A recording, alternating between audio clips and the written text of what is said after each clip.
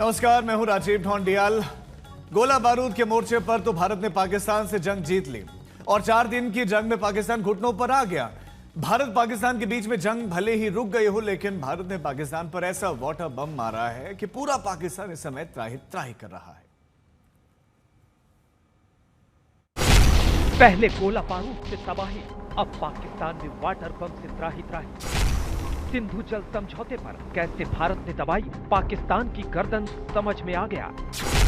भारत के सामने गिड़गिड़ाने लगा पाकिस्तान, पानी दे दो वरना भूखे मर जाएंगे। भारत ने रोका पानी तो पाकिस्तान बोला कैसे चलेगी हमारी जिंदगानी। पाकिस्तान की जनता पानी पानी के लिए बिलबिलाई तो फौज की गीदड़ भभकी आई। पाकिस्तानी सेना के इसी बयान से समझ में आ जाता है कि पानी के लिए सांसें किसकी अटकी हुई है। पहलगाम में हुए आतंकी हमले के बाद भारत ने पाकिस्तान पर जो वाटर बम मारा, उसका असर कितना घातक हुआ है, ये अब पाकिस्तानी सेना की गीदड़ भभकी से समझ में आने लगा है। पहले ही मुनीर की सेना पाकिस्तान के अवाम को जंग में झोंककर बहुत बड़ा नुकसान पहुंचा चुकी है और अब पानी पर भी पाकिस्तानी फौज आतंक की भाषा बोल रही है। भारत के खिलाफ फिर से वही नफरत से भरी बयानबाजी शुरू हो गई है और खास बात यह है कि पाकिस्तानी सेना के प्रवक्ता अहमद शरीफ जिस भाषा का इस्तेमाल कर रहे हैं, वो हूबहू अंतर्राष्ट्रीय आतंकवादी और भारत में मोस्ट वांटेड हाफिज सईद के शब्द हैं। अहमद चौधरी पाकिस्तान के एक विश्वविद्यालय में भाषण दे रहे थे, जहां उन्होंने पहलगाम हमले के बाद भारत की तरफ से सिंधु जल समझौते को रद्द किए जाने पर जहर उगला। आतंकियों के जनाजों को कंधा देने वाली पाकिस्तान की सेना भले ही हाफिज सईद की बोली बोले, लेकिन सच ये है कि भारत ने पाकिस्तान पर ऐसा वाटर बम मारा है कि पूरा पाकिस्तान तड़प उठा है। भले ही ऑपरेशन सिंदूर में हारी पाकिस्तानी फौज गीदड़ भभकी दे रही है, लेकिन पाकिस्तान से सिंधु जल समझौता रद्द करने से कितना कहर टूटा है, ये पाकिस्तान की संसद में खड़े होकर खुद पाकिस्तानी सांसद बता रहे हैं। अगर ये कहा जाए तो गलत नहीं होगा कि भारत ने सिंधु जल समझौते से पाकिस्तान की गर्दन दबा दी है। यही वजह है कि अब आतंकियों को पालने पोसने वाला पाकिस्तान पानी के लिए भारत के सामने गिड़गिड़ा रहा है। खुद पाकिस्तान के सांसद सैयद अली जफर बता रहे हैं कि उनके मुल्क की 90% खेती सिंधु नदी के पानी पर निर्भर है। अगर ऐसे में पानी नहीं मिला तो पाकिस्तान के लोग भूखे मर जाएंगे। सिंधु जल समझौता रद्द होने को पाकिस्तान क्यों वाटर बम बता रहा है, ये भी खुद पाकिस्तान के सांसद ने अपने देश की संसद में खड़े होकर समझा दिया। तो चलिए आपको ये भी बता देते हैं कि सिंधु जल समझौता रद्द होने से पाकिस्तान क्यों बिलबिलाया हुआ है। तो सुनिए, 1960 में ऐतिहासिक संधि के साथ भारत और पाकिस्तान के बीच सिंधु जल समझौता किया गया। इस समझौते के तहत भारत और पाकिस्तान के बीच पानी के बंटवारे के लिए नदियों का भी बंटवारा हुआ। संधि के तहत भारत को 3 पूर्वी नदियां रावी, ब्यास और सतलुज दी गई, वहीं पाकिस्तान को 3 पश्चिमी नदियां सिंधु, झेलम और चिनाब दी गई। क्योंकि ये 3 नदियां भी भारत से होकर बहती हैं, इसलिए पाकिस्तान के पानी पर भी भारत का पूरा कंट्रोल हो जाता है। अब पानी के लिए पाकिस्तान कितना भी गिड़गिड़ाए या फिर पाकिस्तान की फौज पानी के लिए कितनी भी गीदड़ भभकियां दे ले, भारत की तरफ से साफ साफ कह दिया गया है कि खून और पानी एक साथ नहीं बह सकते। जहां तक सिंधु जल संधि का सवाल है, वो अबेंस में रहेगा, स्थगित रहेगा तब तक जब तक पाकिस्तान क्रेडिबल तरीके से, विश्वसनीय तरीके से और इर्रेवोकेबल तरीके से आतंकवाद को खत्म नहीं करता। पानी और खून दोनों साथ में नहीं बह सकते। पाकिस्तान का गला सूखना शुरू हो गया है। भले ही पाकिस्तान परमाणु बम की बात करता हो, लेकिन भारत का वाटर बम पाकिस्तान पर बहुत भारी पड़ने वाला है। आज तक ब्यूरो। भारत ने सिंधु जल समझौते को अस्थायी रोक लगाकर पाकिस्तान की लाइफ लाइन को अपनी मुट्ठी में कैद कर रखा है। इधर भारत पानी रोकता है, उधर पाकिस्तान में हाहाकार मच जाता है। दरअसल सिंधु जल समझौता पाकिस्तान की वही कमजोर नस है जिसे दबाकर भारत बिना किसी युद्ध के अपने दुश्मन को आने वाले कुछ वर्षों में चारों खाने चित कर सकता है।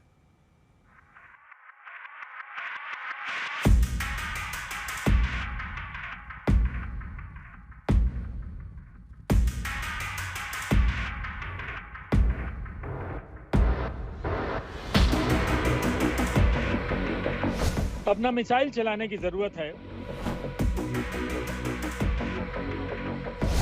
न तो गोला दागने की नौबत आएगी, न पाकिस्तान से युद्ध लड़ना पड़ेगा। बिना युद्ध, बिना खर्च पाक होगा पस्त। अभी सिंधु जल समझौते पर ब्रेक लगे 30 दिन गुजरे हैं, लेकिन पाकिस्तान में त्राहिमाम मच गया है, क्योंकि पानी के लिए पाकिस्तानी अवाम ने सिंध के गृह मंत्री का घर फूंक दिया। सिंधु नदी के बारे में सोच कर पाकिस्तानी सांसदों का हलक सूखा जा रहा है, तो पाकिस्तान के किसानों को यही चिंता खाए जा रही है, अब खेतों की सिंचाई कैसे होगी।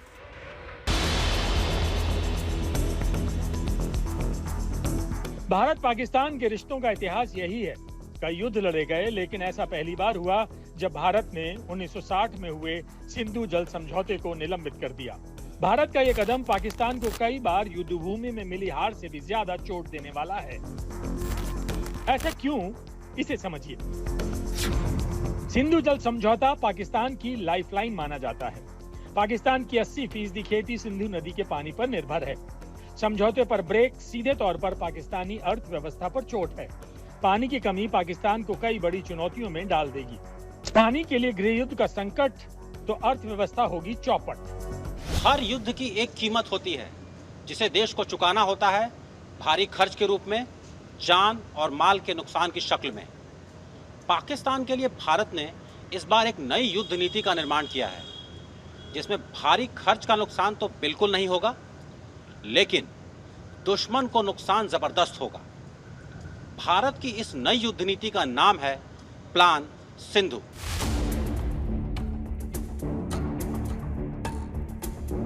भारत के इसी प्लान ने पाकिस्तानी सेना और पाकिस्तान के हुक्मरानों के पैरों तले जमीन खिसका दी है, क्योंकि पाकिस्तान को बखूबी पता है युद्ध में मिली हार से उभरना आसान है, लेकिन भारत के प्लान सिंधु से निपटना नामुमकिन है। पाकिस्तान को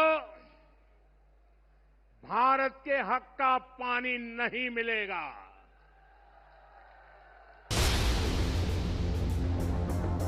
यही है पाकिस्तान की सबसे बड़ी मुश्किल। युद्ध के मैदान में युद्ध विराम की भीख मांगकर बच गया, लेकिन सिंधु जल समझौते पर भारत के एक्शन से उसे कोई नहीं बचा सकता। 23 अप्रैल को भारत ने सिंधु जल समझौता सस्पेंड किया। पाकिस्तान ने भारत के कदम को एक्ट ऑफ वॉर बताया। पाकिस्तान खूब चिल्लाया, लेकिन कोई साथी बचाने नहीं आया। पानी की रफ्तार रुकी तो पाकिस्तान बिलबिला उठा। समझौते पर अस्थायी रोक के सिर्फ 3 दिन गुजरे हैं, लेकिन पाकिस्तान का पूरा सिस्टम लड़खड़ाने लगा है। ऐसा कैसे हुआ, इसकी पूरी हकीकत हमारे ओपन सोर्स इन्वेस्टिगेशन टीम की पड़ताल में सामने आई है। इसे हम आपको कुछ सैटेलाइट तस्वीरों के जरिए समझाते हैं। पिछले 1 महीने में सैटेलाइट तस्वीरों और पानी के डेटा से साफ है कि भारत ने चिनाब और झेलम के बहाव को कुछ हद तक नियंत्रित करना शुरू कर दिया है। नतीजा ये हुआ कि नदियों के बहाव में बड़ा फर्क साफ देखा जा सकता है। चिनाब नदी पर बना ये बगलिहार बांध है। समझौता सस्पेंड होने से पहले यानी 23 अप्रैल को यहाँ सब कुछ सामान्य है, लेकिन 1 मई की तस्वीरों में कुछ बदलाव देखा जा सकता है। यहाँ फ्लशिंग दिखी, पानी के साथ गाद निकलने से नदी का रंग बदल गया। इसके बाद 10 दिन तक डैम के गेट बंद रहे।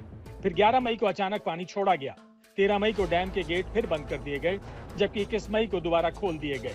यानी पहले बांध में पानी भरा जा रहा है और फिर तेजी से छोड़ा जा रहा है। आपको बता दें, चिनाब नदी पर भारत का आखिरी डैम बगलिहार बांध है, जबकि पाकिस्तान का पहला बांध मराला डैम है। इस बांध के डेटा से पानी के फ्लो में आए बदलाव को समझिए। जब संधि रद्द हुई तब बहाव 14,800 क्यूसेक था। 2 मई को यह घटकर 8,087 क्यूसेक हो गया। 3 मई को अचानक बढ़कर 55,148 क्यूसेक हो गया। 6 मई तक ये फिर से बहुत कम होकर 3,761 क्यूसेक रह गया। 9 मई को ये 18,331 क्यूसेक तक पहुंचा। फिर 16 मई को 3,470 क्यूसेक, वहीं 20 मई को फिर बढ़कर 20,648 क्यूसेक पर पहुंच गया।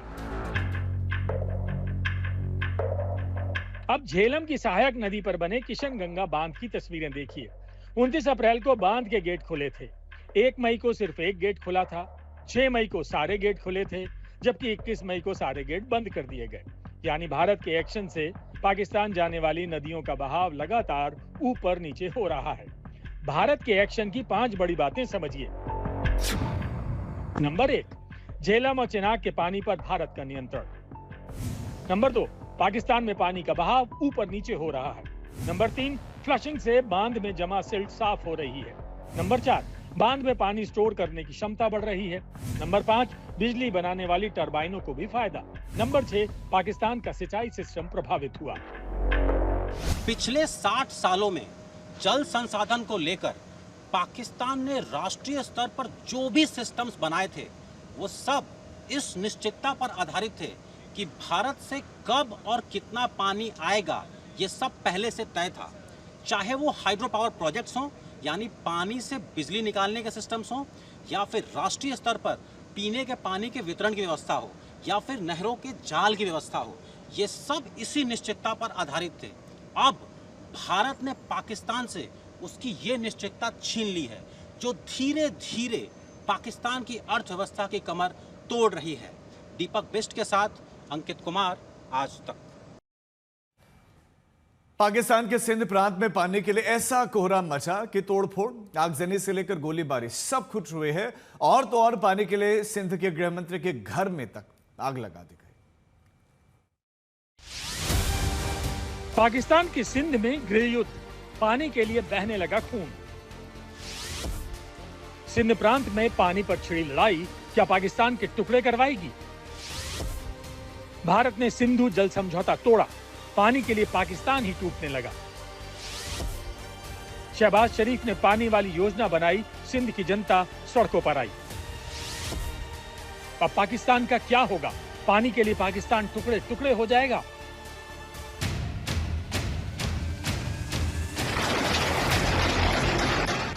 सुलगता, धधकता, भड़कता।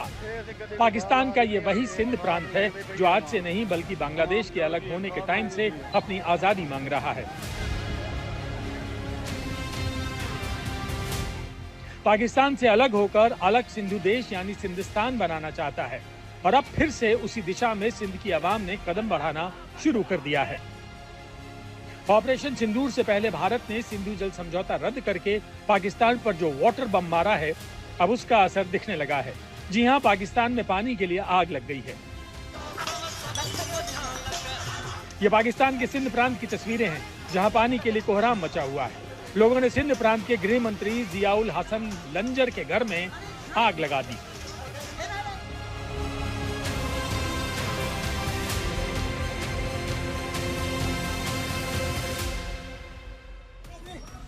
फिर पुलिस को उन्हीं की लाठी से पीटा।